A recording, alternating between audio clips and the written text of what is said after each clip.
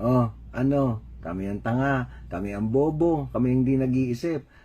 Kaninong ideya ba yung maglabas kayo ng commercial na ganyan, na puro mga bata magsasalita? Sino maniniwala ng mga bata ganun mag-iisip? Nagtatanong talaga sila ng ganun. Ang bakbakan nga ngayon kung sino yung pinakatotoo. O sino maniniwala doon? O ngayon, sino katawa-tawa? Diba? Kung ano-ano mga dinadabing sa commercial ninyo. Sino nagbukang tanga? Ayoko na lang sabihin ha. Ay, kayo na sumagot. Sino nagbukang tanga?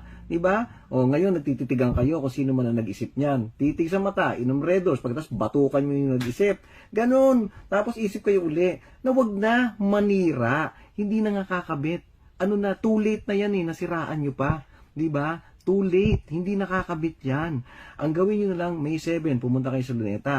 Tapos, sa kausapin nyo si Digong, sabihin nyo, pagbigay nyo na yung kandidato namin, tagal na nakapila nun Ikaw naman, kadarating mo pa lang naman, sasakit pa ulo mo, alisin mo pa yung criminality, 3 to 6 months, o mahirap yun. O yung, ano pa ba yung isa, durugin mo pa, alisin mo pa yung Congress, mahirap pa, sakit pa ulo mo. Bigay mo na rito, total naman talaga, ang laki na rin na gastos.